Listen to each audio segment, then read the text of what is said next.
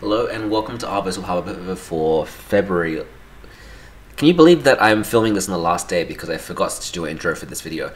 What I'm going to do is I'm going to read one book a day for the entire month of February, and I can say that I've done it because I've already done it. But it's going to be way too long a video. Split it up, speed me up, do something. I'm going to keep tracking the progress down here somehow.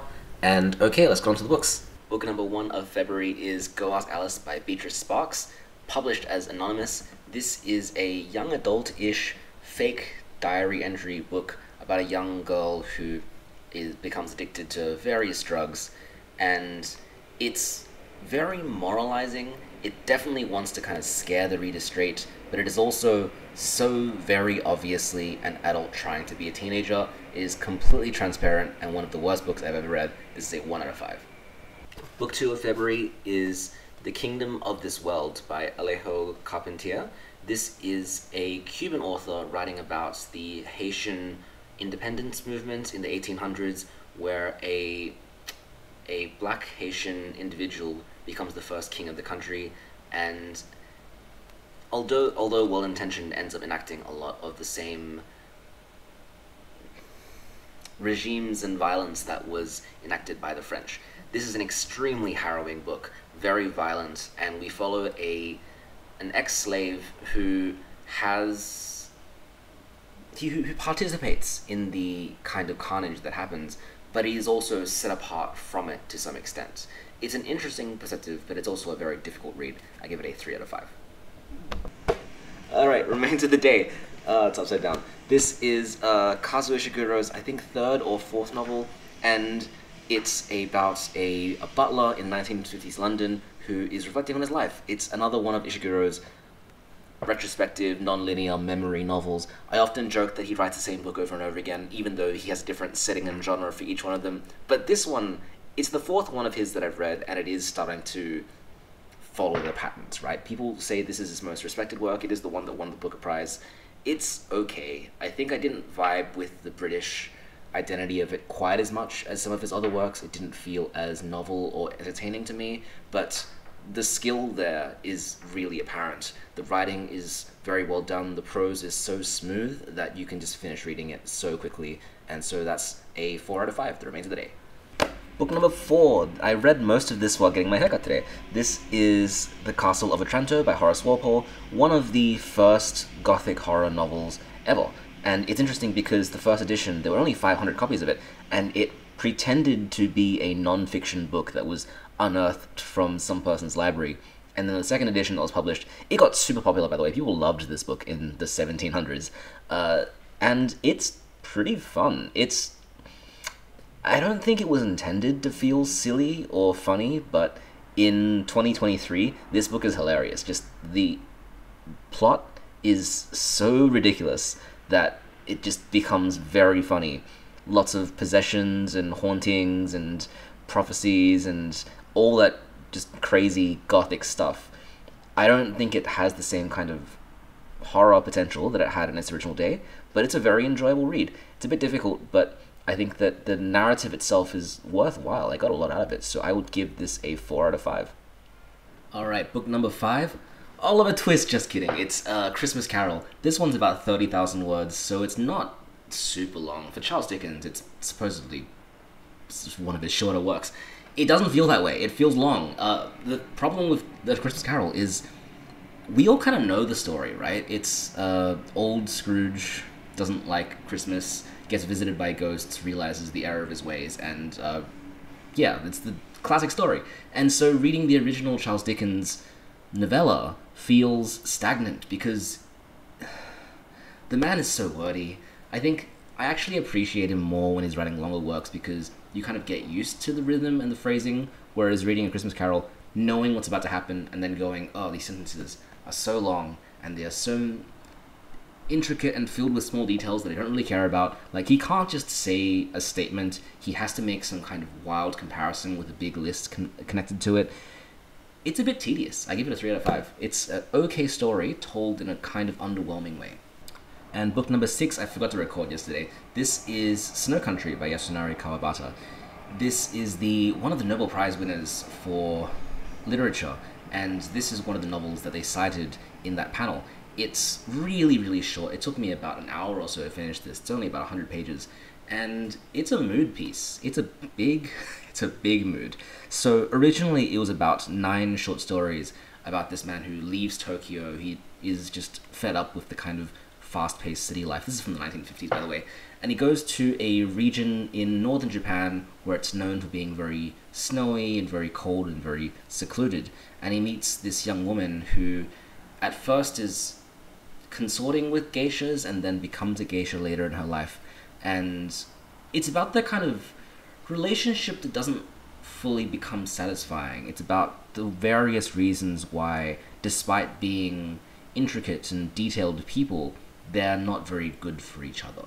It's sad and pensive and reflective, and there is a bit of male wish fulfillment there, most definitely. I feel like the male protagonist is a bit of a nothing character because the male reader is supposed to put themselves onto them, whereas the woman, Komako, she is just so well developed, but also kind of like there to interest to the male reader, right? So on principle, I want to say I didn't like it fully, but gosh, it's written well. It's a really nicely done book, so it is a 4 out of 5. And book number 7 is A Room with a View by E.M. Forster. I've just finished this one. It was a little bit more difficult than I thought it was going to be. It's not a very long book, but I think E.M. Forster is one of those authors that sits between the Victorian and the modernist eras, and they're both eras that are difficult for various reasons. Victorian literature is difficult because of the long sentences and the focus on like manners and tiny little details, whereas modernist literature is difficult because of the psychological aspect of it. This is meant to be a kind of simple meet-cute romance on a holiday in Italy story, but it has those gentle qualities of both Victorianism and modernism that makes it just a little bit more difficult.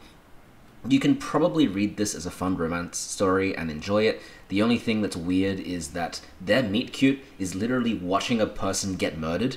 It's so bizarre. I can't believe that we don't remember this novel as the one where the man and woman first meet each other just watching a person get murdered and having like their souvenirs get blood on them. It's so weird. But then it's funny, it's light, it's enjoyable, it comments on society, but it's also a pretty good time. I give it a 4 out of 5. Just, what's up with that meet cute? That's so weird. Why does no one talk about that? That's so strange. And everyone's like, oh, it's Italy. I guess that's what happens in Italy. People get stabbed. What is happening in this novel? Hello, it's pretty late. I've got 2 books that I need to update because I haven't been able to record in just a bit, but this will be really quick. Book number 8 is The Bloody Chamber by Angela Carter. This was quite a bit harder than I thought it was going to be. It's about 60,000 words, but the writing is so lavish and theatrical. It's fairy tale readaptations from, I guess, a feminist lens, but it was written in the 1970s, so it does have kind of a dated and antiquated takeaway to some of these stories. I thought that the main through line between these narratives, in addition to kind of questioning the assumptions behind classic fairy tales and their lessons about gender especially, I think the goal of a lot of these stories is to represent feminine sexual desire in a complicated way, right? Not necessarily in just just representing it at all, because even when this was written, that was still such a rare theme to explore. But Angela Carter is really trying to display how it's neither the kind of demure thing that's supposed to be celebrated, nor is it the thing that you're supposed to hide and shame. It's kind of complex, right? It's got a lot of different things to it. And thematically, I thought that tied together these stories really well. Like I was saying, it's really theatrical. The sentences are just lavish, and for some people, that might be a very enjoyable style. I thought at times it did feel a bit overbearing for me. I didn't really want to read another story after I'd finished one, and there's a few stories in this collection. I think it's nice to pick one up and to look at it in more detail, but cohesively, I think it's exploring the same things across a lot of different stories in very similar ways. And so overall, I think it's a 4 out of 5. I think I got good enjoyment out of each of these stories individually. The fact that I read them so fast takes away from that experience. But yeah, that's The Bloody Chamber. And this is the same recording session. The next book, for book number 9 of February, is The Children's Bach by Helen Garner. Helen Garner is one of the most well-known and successful Australian authors. She's very infamously a discovery writer. She's not a person who plans out her plots or really tries to figure things out. Instead, she'll begin with phrases, images, things that she's eavesdropped or elements of her own life, and then just kind of following those threads where they lead. And The Children's Bach is very much about her fixations on what was then the modern family. This book came out in, I think, 1984, and it's looking at not the erosion, not the destruction, but just the questioning of traditional roles of motherhood, fatherhood, marital relationships, and all of those kinds of connections. Because we have these two families that are connected. I think there's like brothers-in-law or sisters-in-law or generations that are separated, and those roles of parent and child and lover are just convoluted, right? And it all centers around, well, the music of Bach, but also a 12-year-old child with a mental disability named Billy, and this becomes just kind of a sticking point for a lot of the family members. I think you could make a quite salient analysis of the representation of this child as quite ableist, because he's definitely represented as kind of burden on these characters, but these characters are not good people. They're not admirable people. They're a little bit worse than ordinary people. The kind of enjoyment you get out of this book is to judge them and to see their complexity. It does a lot of head hopping. It's quite difficult to read despite being one of the shortest books I've done this month, because you really need to focus on what each character is trying to do, and there's so many characters for this short of a novel. It's a 3 out of 5. I think there are some definitely very interesting things happening there, and once the plot starts to get into motion around halfway through, like, I can see what she's doing. And it is well written, definitely. I think they just have a lot of hang-ups about representations of relationships and of mental disabilities that just kind of rubbed me the wrong way. Anyways, that's The Children's Bach. And book number 10, A Day in the Life of Ivan Denisovich by Alexander Solzhenitsyn. I'm not going to pronounce it correctly. This is pretty bleak. This is about a man's experience in the Russian gulags in the late Soviet Union history. It's kind of that crushing naturalistic realism that I guess so stereotypically gets associated with the Russians. It's exactly what it says on the tin. It's a day in the life of someone who's been sentenced to life in the gulags. And the thing that really gets me about this book is that it's got a literary boredom. It's a book that's very intentionally boring because it's not a powerful or meaningful or glamorous existence. We follow this character who's already been in this gulag, this labor camp, for 8 years, and the way that all of these day-to-day occurrences are written are just so ordinary, but also so underwhelming. There's a sense that the kinds of harsh treatment that the protagonist goes through is just ordinary and routine, and that's so hard to read because you don't really get any kind of emotional anything out of it. It just kind of fades. And so I can definitely see the intention, and it's successful in doing what it does, but the actual experience of reading this novel, especially now that history and society has moved on, it's okay. It's a 3 out of 5. I think if I was more interested in history, and if I had more, I hate to say it this way, but if I had more compassion, maybe I would like it more. But I kind of just sat there reading and wishing I could read the next thing, so that's this. And it is the 10th of February right now, which means it's about a little bit more than a third through my challenge. I've read 10 books so far, which is already way more than I would normally read in a month. They all have been short books, but still, more books, right? How do I feel about this experience as this train rushes by? Moderate? I don't feel super positive about it. I don't know. I like the idea of getting through a lot of these classics, and especially of reading authors that I really should have read and I haven't yet. Picking up one of their short works and getting a sense of what they're about has been nice, definitely. I don't know, I think just as a reader, I do like to slow down and have more thinking about it, or like have more mediation on a work after I finish it. I don't always like to finish a book and dive right into the next one, which is what I'm doing right now. And I think it'll be interesting to finish this month and reflect on what I've gained, but I actually am pretty excited just to return to a normal reading pace in March and to pick some books that are longer and to read some things that I can take my time with and really immerse myself in those books. I feel like, especially jumping from one book to the next every day, it doesn't let me sit or stay with them. I think some of the texts that I could have enjoyed a lot more if I had just slowed down a little bit, I haven't, right? Because I've just been feeling the urge to keep the pace up so I can read the next thing. I think also I'm learning a lot about difficulty.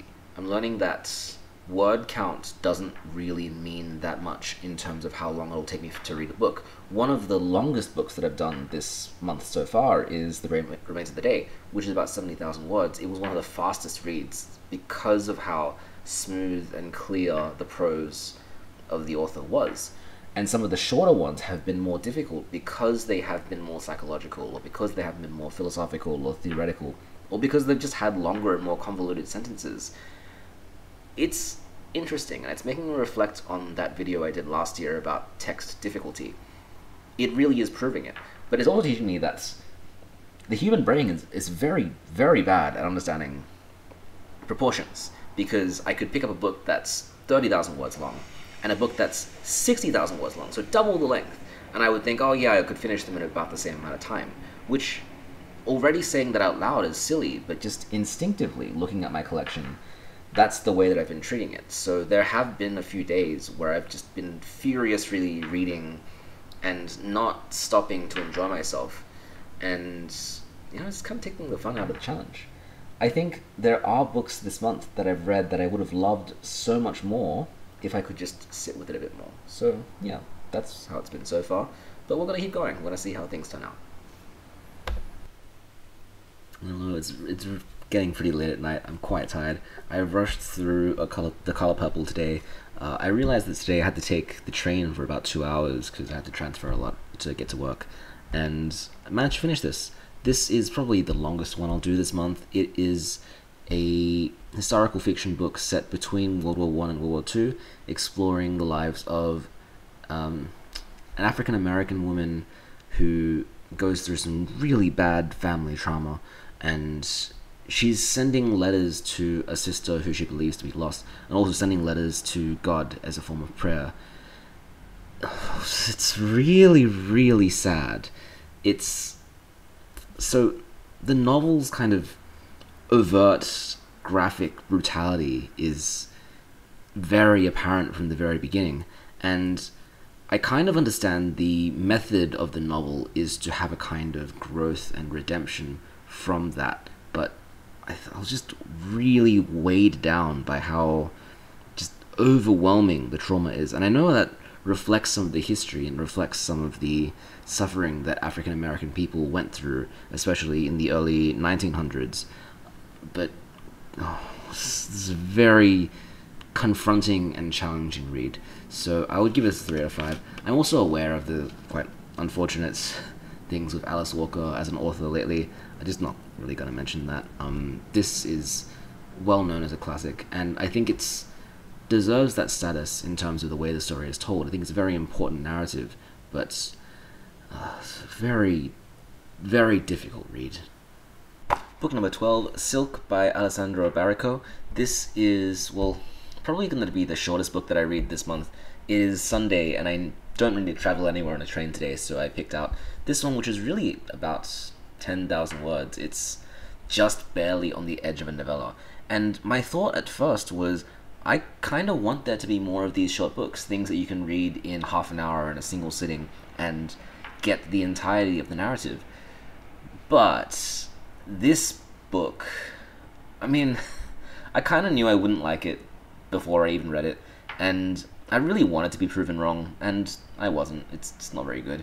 It's a historical fiction romance story about a silk trader in 1800s France who, because of a disease in the eggs of the silkworms that he's purchasing, has to travel all the way to Japan to buy silkworms, because at the time Japan had a really prohibitive foreign policy, which meant that there's no possible way there's any infection of those silkworm eggs from Japan. And on his way to Japan, he meets this young woman who is the concubine of a local leader or landowner, and they fall in love with each other despite the fact that they can't communicate with each other, and so he makes a few trips back to Japan and jeopardizes the rest of his French existence in doing so. It's a very Orientalist romance story. I'm kind of frustrated that the description of the reason why the protagonist falls in love with this young woman is that she has non-Oriental eyes. Her eyes did not have an Oriental slant, which... rude. And that's it, right? That's all it is. And it does have a interesting ending, which made me think for about 30 seconds, and then I realized, wait, hold on, this is one of those books where if they had just communicated, none of this would have happened. 2 out of 5. Alright, book number 13. This is The Ocean at the End of the Lane by Neil Gaiman. This is modern fantasy, standalone. My second Neil Gaiman book, and my first one was Coraline, and I find a lot of similarities between these two because they are both about childhood and childhood terror, and the fact that when you're a kid and you don't really understand the world, you're not very good at parsing the difference between reality and fantasy. And that's kind of the main draw here, is we have a protagonist going back to his childhood home and reminiscing about the fact that the pond that was at the farm at the end of his lane was called an ocean by his family friend Letty or Letitia, and from there it just gets a bit more weird, right? It gets into alternate worlds and alternate realities and weird potential interpretations of events that happened in his childhood. It's okay, it's alright. I think Neil Gaiman's one of his greatest strengths is that he can create new fantasies, so he doesn't build on established folklore or familiar territory. He doesn't kind of pull from existing legends or myths. He will make something that feels completely brand new, and for the reader, at the same time, it feels alien but also kind of understandable. I think that's probably one of his greatest strengths. But I think the emotional pull of this novel just wasn't really that strong to me. I know it wanted to be this big melodramatic story about childhood and growing up and coming of age and learning about how the world works. It just didn't really hit right for me. I think that a lot of the elements of the novel weren't tuned as carefully as they could have been. They don't point towards as much poignancy as they could have. It just didn't really work for me, although I can definitely recognize the skill in this novel. I don't know, I just wanting a bit more. Maybe I'll read American Gods or something, I don't know. This is a 3 out of 5. Book number 14 is Candide by Voltaire. This is a book from 1759, and weirdly enough, it's a book that feels like it both hasn't and has aged really well. It hasn't aged well because it's a novel about sailing around the world in the 1700s, so there's lots of really reductive stereotypes for anybody who isn't European. I don't even know where to begin. They go to Africa, they go to South America, they go to the Middle East, they go to Asia. Every single place is just stereotypes up and down. But the actual narrative, I think if you take it not as a realistic narrative and more as a fantasy, which is very much what it wants you to do, it's surprisingly energetic and fun. So we follow Candide, who is a member of the royal court, and he falls in love with the Baron's daughter. He gets absolutely chastised and gets kicked out. And then just catastrophe after catastrophe happens to this kingdom. Candide ends up having to travel the whole world trying to find this woman that he loves. And along the way, just incredibly improbable events, both good and bad, happen. And every time it happens, you're just constantly surprised because it's a book, right? It's a fictional novel. It can do that. And it seems often eager and gleeful to remind the reader that this is the logic of this book, is that ridiculously fantastic and ridiculously terrible things will happen a lot, and they will happen very fast. This is quite a short book. This is a book of short stories with Candide as the feature. I'm not reading the short stories. I'm cheating a little bit. I don't know. I think if you're okay with the kind of cultural baggage that a book from the 1700s would have, and very much so, it has a lot of baggage, it's fun. And I think the modern translation by Roger Pearson, it's good. Yeah, I don't know what else to say. It was a good time. 3 out of 5. And book number 15 is The Five People That Meet in Heaven by Mitch Albom. This is a very cloyingly sentimental, manipulative, make you cry kind of book. It is about a carnival or an amusement park worker who passes away in his 80s and goes through a sequence of the afterlife where he meets people who are significant to him and they have conversations about what it means to live. It's not profound. It is very, very sentimental and kind of great. Like, it works, and I don't know what to say. I have a lot of problems with it, and I finished it thinking, wow, that was one of the most manipulative pieces of garbage I've ever read. But you feel things, and I'm so conflicted on it. But I enjoyed it quite a lot, and I think what makes it so good is just the prose is so smooth. It's so easy to read. It's not one of the shortest books I've read, but I just absolutely blazed through it because the narrative flows so cleanly. You get a picture of this person's life, and the important details are there, and the non-important details are not, and it's just very, very well constructed. For what it's worth, it means nothing. It has nothing really profound to say about anything, right? It's just full of surprises and sentimental moments and things that are emotional because we tend to treat them as emotional. But you give it the very barest moment of scrutiny and it kind of falls apart.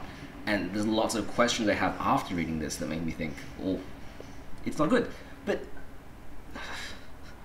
I can't stay mad at it because it was so effective. So it's a 4 out of 5. Content warning, of course, death, lots of death, but also Vietnam War and a lot of racism that comes from there.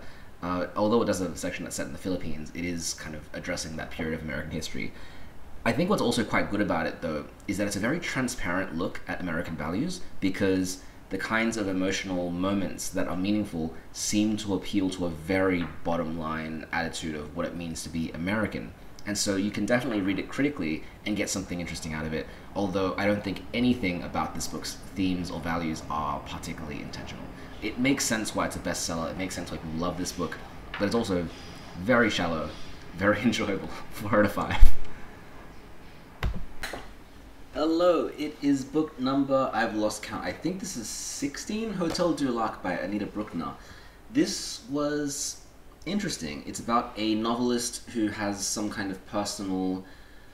How do I say this vaguely without giving away? She has a personal relationship issue, and she's in her middle years, and she decides to go into a hotel in Switzerland to try and sort out her life and also finish her romance novel. She's the kind of person who's not self-actualized. She doesn't refer to herself by her real name when she's writing her novels.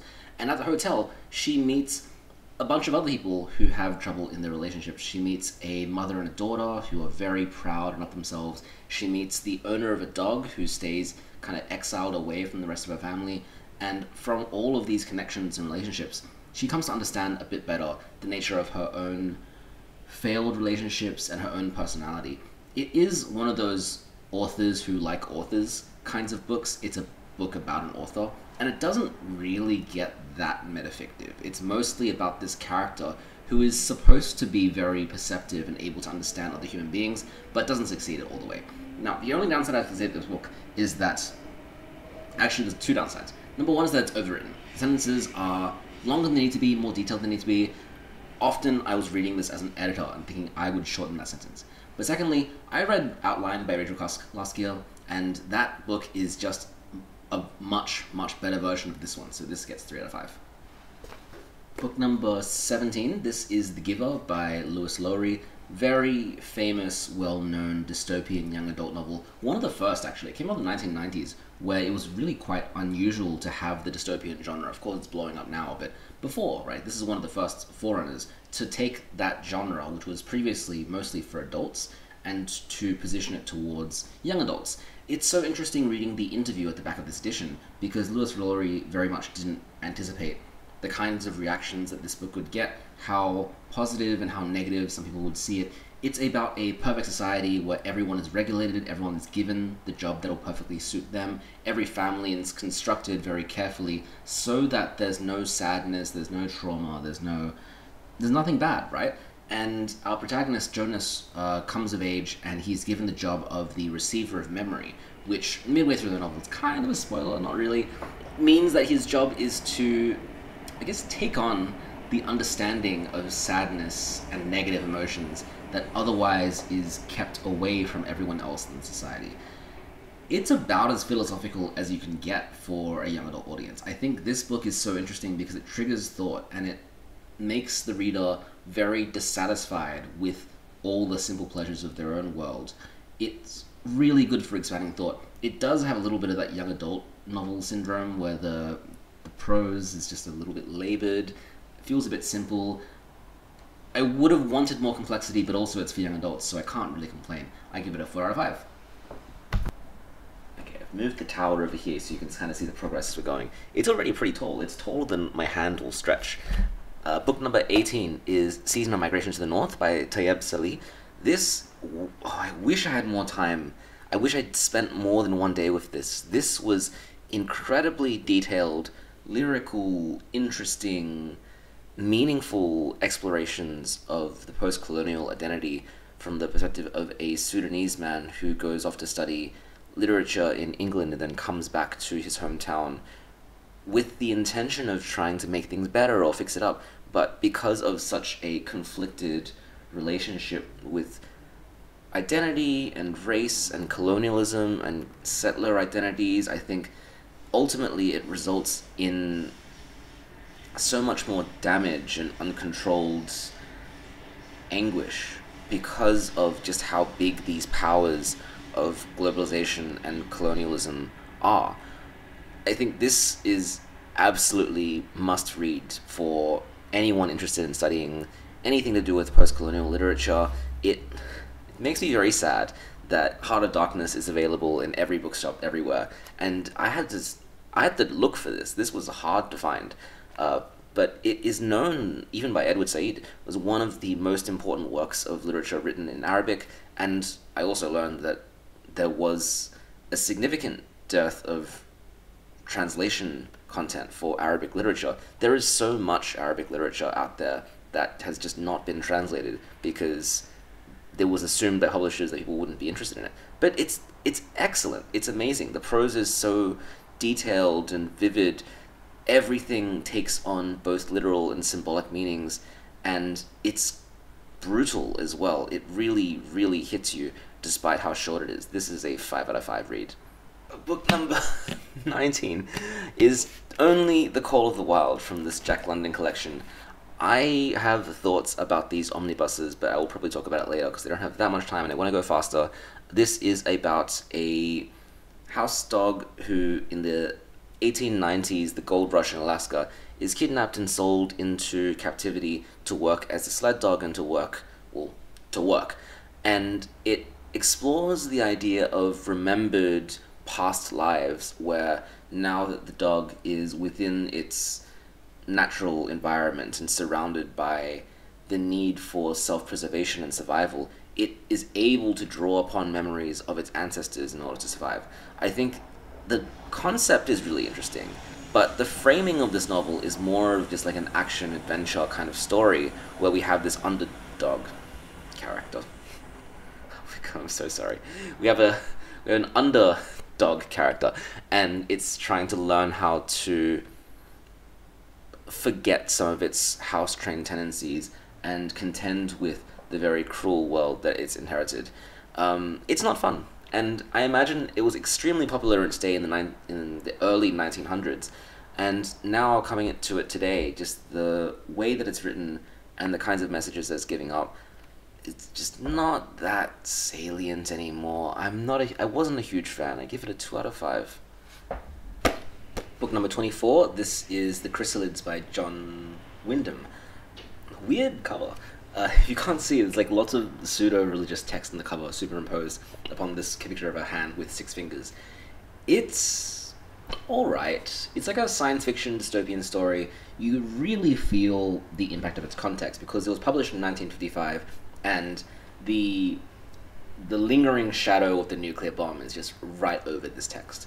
It's about the insularity of society after a great calamity and theories of human purity now that certain individuals are born with mutations or slight changes or anything like that. And so the first act of the story is very interesting because it starts in this oppressive, almost kind of neo-rural pastoral setting, and it's very bound by this puritanical way of life. And from there, it kind of just turns into a young adult adventure story. We have protagonists who are teenagers, and they band together, and they go take down the evil empire or whatever. I'm oversimplifying, but if you read the book, you'll totally know what I mean. It's like all the interesting social commentary kind of goes right out the window for the sake of this fun adventure story. It's alright. It's a 3 out of 5. There's better books out there, but, you know, it wasn't unenjoyable. And book number 21, On Chesil Beach by Ian McEwan. I want to give this guy a chance because I read Atonement, which is meant to be a really good book, according to lots of people, and I would give Atonement a 2 out of 5 because I think it's very, very silly. It's not measured or realistic at all. The prose was really labored. All the dialogue felt weirdly inhuman, and for a war story, it was just horrifyingly fixated on sex. It didn't really make sense, the extent to which it was fixated on sex. Just about all of those complaints can be applied to this book, except it's not about a war. And I was left with such a bad taste in my mouth. It's about a newlywed couple in the 1960s. They're both quite repressed, and it's their wedding night on their honeymoon. They're at Chesil Beach, and they are about to have sex, except the whole problem with the text is that they don't communicate to each other. They're really, really bad at that. And so just disaster strikes, and it's just really hard and mean-spirited, and none of these characters feel like real people because the dialogue is just so silly. I genuinely can't buy anything that happens in this book as a real conversation, and I feel like it just does wrong by its characters, does wrong by its readers. I felt just icky after reading it. It's a 1 out of 5. It's not good. Don't read it. It's late again, and I've forgot to do this for the last couple of days, so I'm going to do this really quick. Cannery Row by John Steinbeck is book number, I think, 21. This is a 2-in-1. It contains Of Mice and Men and Cannery Row.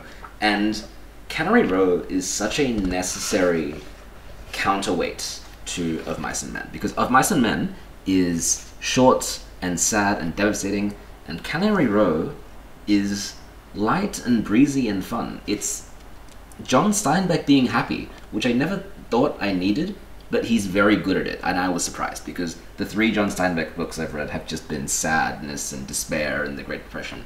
And this novel is also still set in the Great Depression, but it doesn't seem so intent on just viciously punishing its characters, and I kind of love it for that. It's about a location in Monterey, California. It's about a street where the people there are not too well off, but they kind of just make do with what it is. And it follows Doc, who owns a kind of like a National Geographic, like a biological store. They sell creatures, right, like animals, amphibians, various things for scientific research, and it is about the characters who live there and work there. It's not a very plot-focused book, but it's also not a book where nothing happens.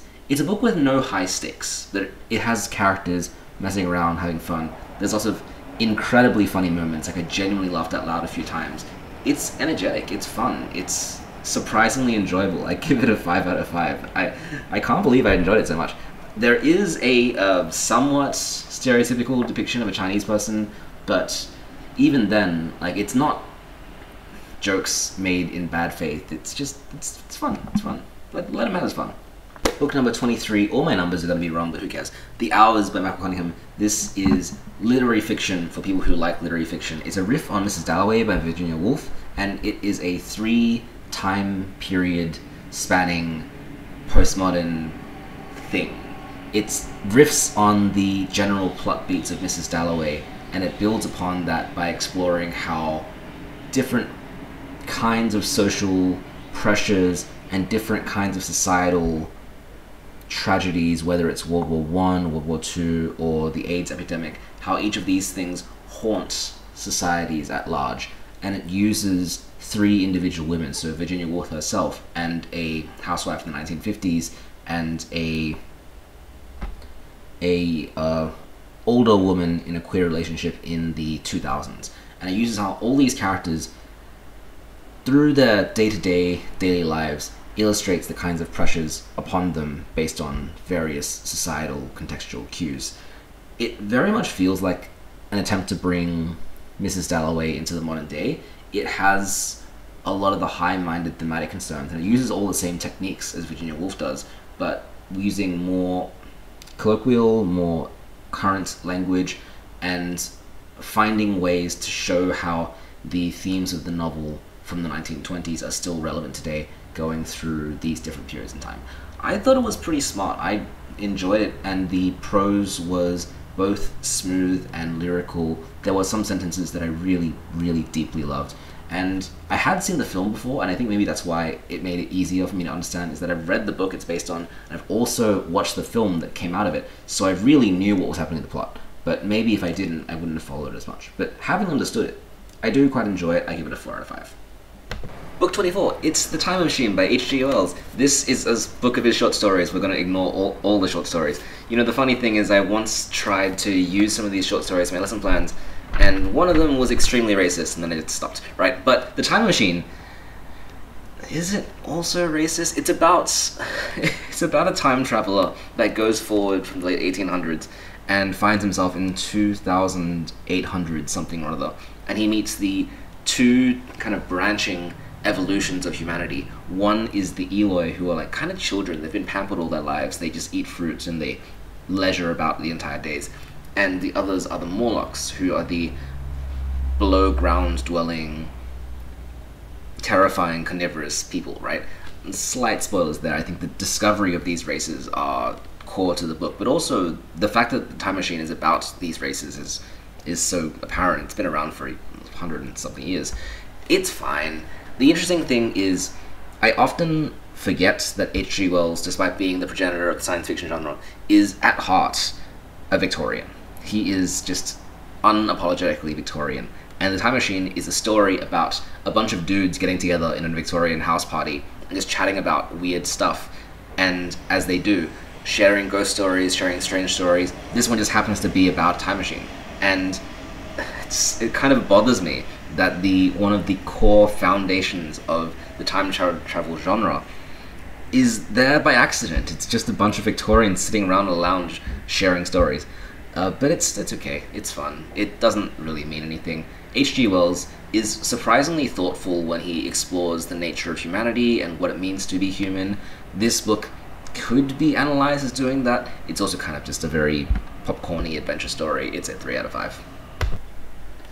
Oh boy, it is February 27, and I have fallen behind. I have 3 books to update on today, and I want to get started on my last book of February and hopefully get it done tomorrow, which means I will technically have done 28 and 28, but my intention was always to finish it a little bit early so I had time to make this video, and now that's gone, so this is probably going to get released midway through March. Anyways, the first one I will talk about is The Tribe by Michael Muhammad Ahmad.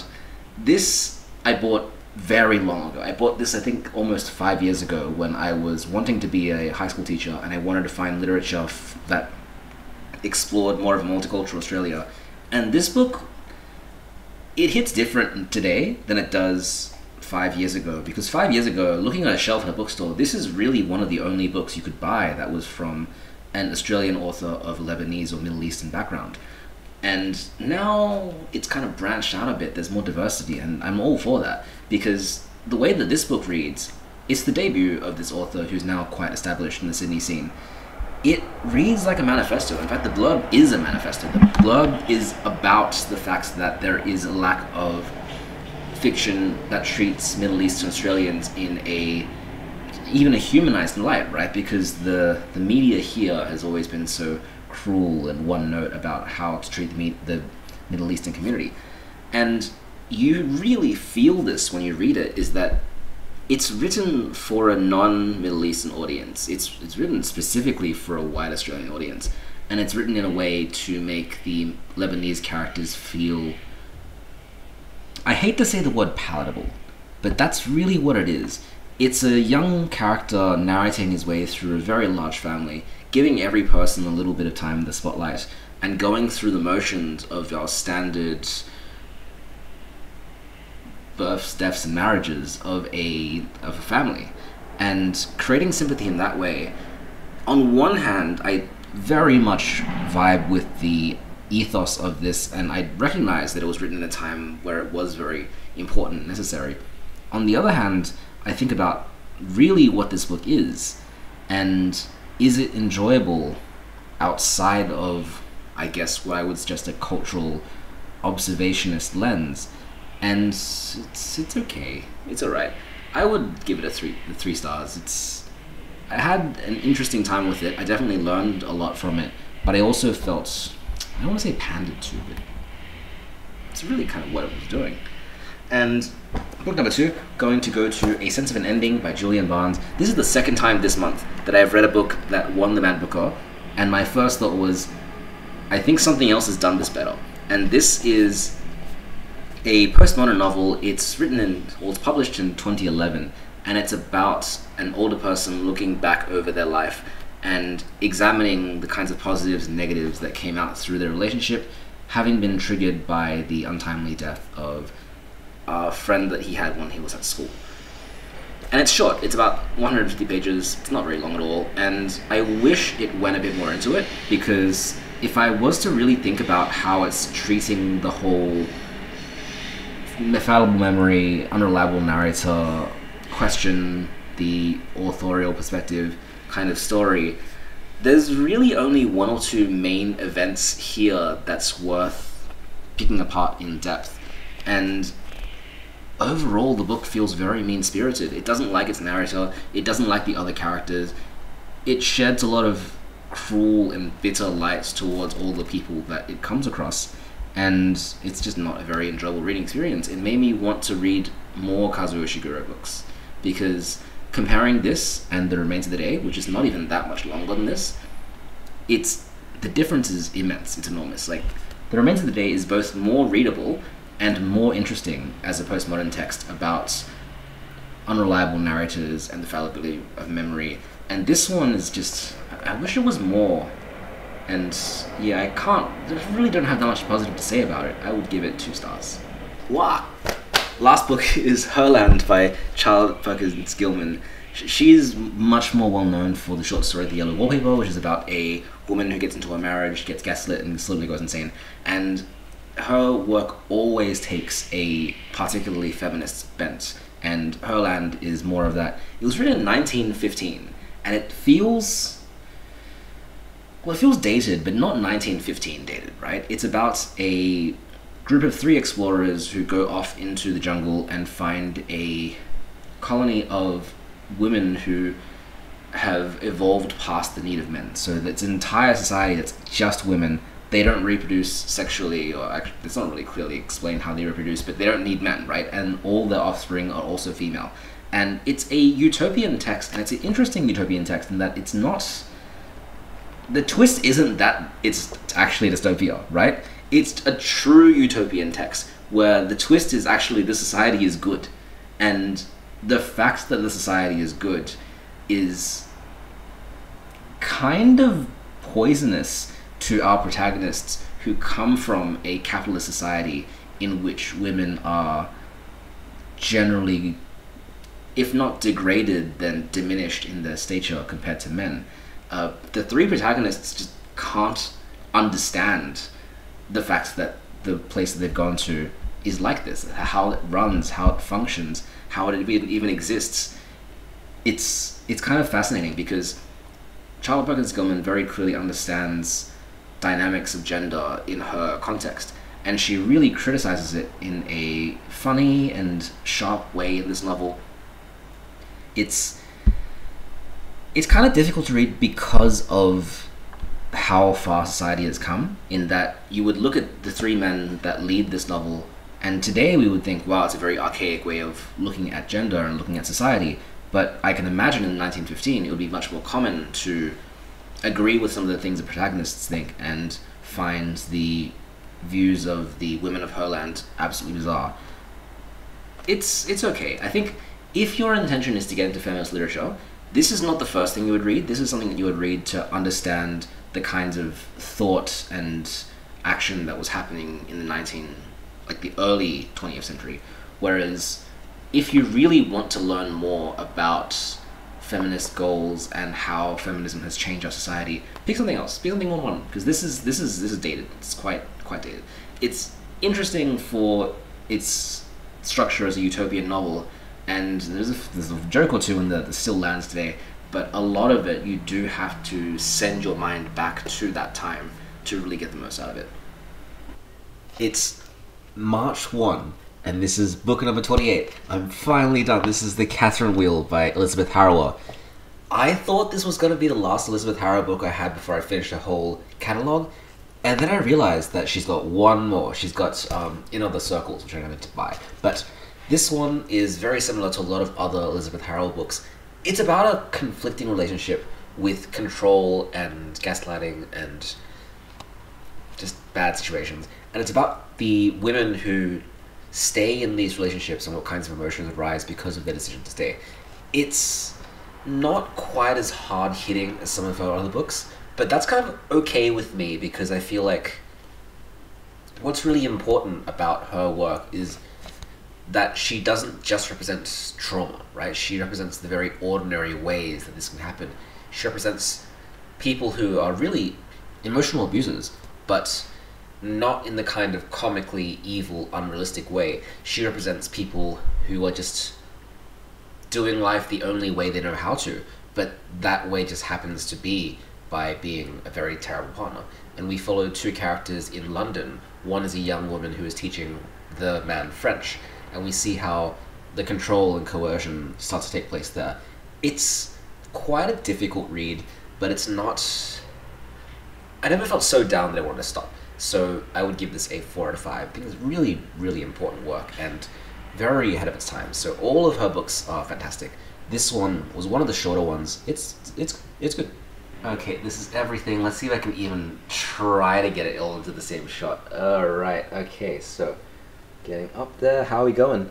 Still not there yet? Okay, there we go. That's everything. That's everything. That is 28 books. I've finished 28 books in February. Oh, what a time. Okay, I'm going to split them up because my hands hurt. So, how do I feel? Tired. I'm very tired. I did get through most of the shortest books in my TBR, and I'm quite happy about that. A lot of these books I probably wouldn't have got around to because I usually have a problem with reading short books. They don't feel fully satisfying as part of my reading plan, and I did span quite a few interesting titles. Would I do this again though?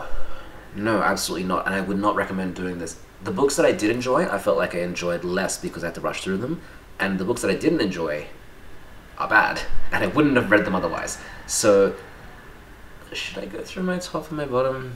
Yeah, I'm gonna rush through them. I'm not gonna spend too much time. This video's way too long. And my top 3 in no real order. One of them is Snow Country by Yasunari Kawabata. Very short, but the phrasing felt really, really good. The imagery, the characterization, all of it was very crisp and clear. Lots of really memorable moments as well, and I really felt for these characters. So, yep, that one was good. Next one was Seasonal Migration to the North. I really wish I had longer with this one because it's so full of symbolism and detailed ideas. It has so much to say about colonialism from a African perspective. It's really interesting. It's one of those books which you kind of wish you studied at university, because the best way to enjoy it is to look at the stylistic choices, look at the context, to write and analyze and really expand upon it. So this one was really good. And last one is On Cannery Row. It's just fun. It's silly, and it has honestly a lot of problems that the worst books on my list have, but it just doesn't take itself too seriously, and it has a lot of characters that are very lovable. It uses the lack of stakes perfectly, so nothing feels so serious, nothing feels self-congratulatory or anything like that. You just laugh along with these characters. There's lots of scenes that, even though this was written more than 100 years ago, I was laughing out loud. It was really fun. So, highly recommend Cannery Row, Seasonal Migration to the North, Snow Country. These are my best of this month. My bottom three, this one's incredibly easy and obvious. It's going to be Go Ask Alice, which got a 1 out of 5, Silk, which got a 2 out of 5, and On Chesil Beach, another 1 out of 5. I think the only thing in common with these three books is they are quite disingenuous. None of them feel honest to what they're trying to portray. Go Ask Alice is a book about a teenager that is very clearly written by an adult. Silk is a book about a Japanese woman that is very clearly written from a Western Orientalist lens. And Ian McEwan's On Chesil Beach is clearly a book about the female revulsion for sex written by a man, right? None of them felt worthwhile for me to read, and I had to really put my mind through some hoops to get through them. At least they were short. I would not read these are all bad. Okay, I'm not even going to try picking up the pile anymore. I know I'm going to just drop it all. But thank you for joining on this strange, unnecessary video. I'm going to be reading a normal pace from now on for the rest of the year. This puts me on good track to try and get to 100 books, which I'm very happy about, but oh my goodness, I am never doing this again. I cannot wait to sleep at an ordinary time. Okay, goodbye, good night. I will see you next month? I don't know.